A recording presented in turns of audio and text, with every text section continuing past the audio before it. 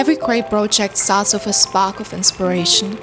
For me, it was the idea of turning ordinary objects into musical instruments and capturing them through my lens.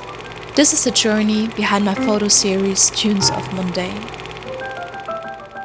It all began with a simple question. What if I can build instruments out of everyday objects? I spent a week sketching, brainstorming, and gathering ideas. Finding the perfect idea often looks really boring for me, like staring at walls, scrolling through Pinterest, and calling my mom for advice. But slowly, the concept took shape.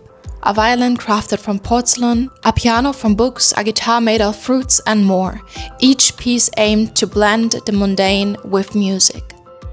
Building these instruments was where the real adventure began. The porcelain violin was particularly challenging. Breaking delicate china into just the right shapes required patience, precision, and yes, a hammer.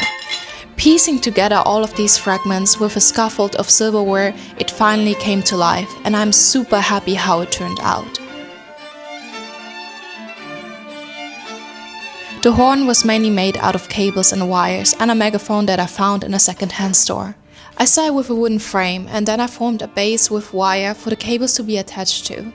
And after wrapping a lot of cables around it and creating a delicate structure for the middle of the horn, I finally finished it. For the flute, I imagined a touch of luxury, using a lot of rings to form the pipe and more jewelry for the keys and the details of the flute. The book piano evolved by creating a base out of wood and then stacking, cutting and gluing a lot of books onto it to build a structure while evoking the charm of a grand piano.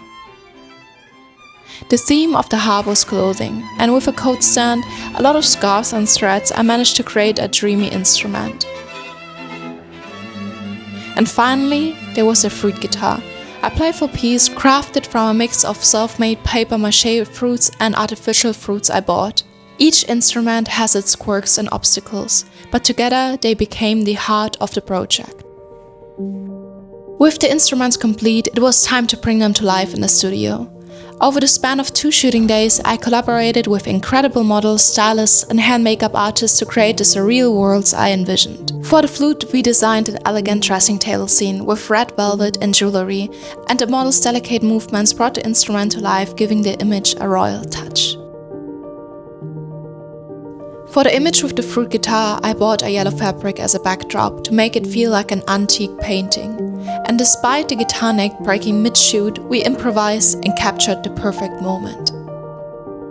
The book piano wrapped up the first day. I added some vintage books to the set, and after the model's hair and makeup was done, I shot the photo I imagined by letting her hold a sheet of music in the one hand and a stack of books in the other. On the second day, we started with the porcelain violin. It's my favorite instrument, so my expectations were really high. The concept was playful. The model is eating cake from the violin with a fork. With everything prepped the day before, the shoot went really quickly and I loved the final image. The harp was the first instrument I envisioned for this project. My model with her red hair was exactly like the character I envisioned for this photo, and dressed in a vintage style dress, she continued to knit out of the wool of the strings of the harp for the photo. The final shot was the electric horn. Light bulbs were hanging from cables, and since they weren't powered, I added a glow in post-production, as well as editing a socket at the hand of the model to symbolize he is the source of power. So after over a month of creating concepts, building instruments, and organizing the shoots for my project Tunes of Mundane, it finally came to an end, and I couldn't be more happy with the results. It is a colorfully balanced play between analog and digital work, from building complicated instruments by hand and digitally editing the photographs in post-production. But more than anything, I wanted to serve you as a reminder that with dedication and creativity, you can bring any vision to life.